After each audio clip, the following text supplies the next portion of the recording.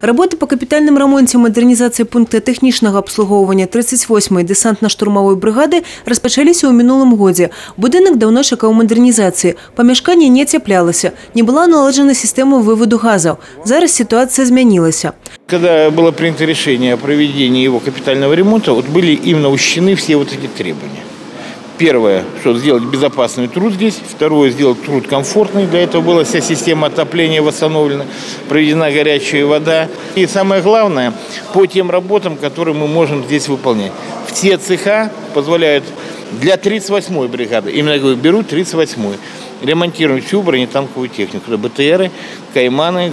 Одна з технічних новинок – пункт зарада аккумуляторных батарей. За сутки тут могут находиться до 36 аккумуляторов для военной техники. Уся система автоматизована, удел человека минимизованы. Особливая увага – это техники безпеки. Коли датчики фиксуют повышение брудных выкидов, система фильтрует поветра. У новых умовах – зброевая майстерня, фарбовальный цех. Цех по ремонту так само обсталявали подъемником, який дозволяє поднимать частки военной техники на узроне свыше 3,5 метров и рухаться вокол оси.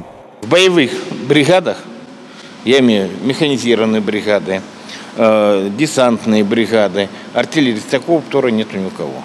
Потихонечку все объекты 38-й бригады переходят на плановый капитальный ремонт, и мы создаем еще запас прочности, что это минимум лет на 25, на 30 мы заложились. Обновление материально-технічной базы 38-й бригады отбывается планомерно. У минулом году побудовали новую лазню и модернизовали спортивную залу. Сёлета так само отремонтовали казарму. Есть планы по модернизации ремонтно-техничного парка. Вот этот парк, где мы сейчас находимся, приведем в парк будущее вооруженных сил.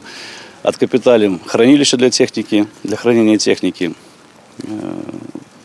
Поставим новые ворота, отштукатурим, покрасим, побелим, чтобы техника, помимо обслуживания, еще и хранилась на должном уровне. Надо идти в ногу со временем. Работы уже распочалися, и завершить их плануется в наступном году.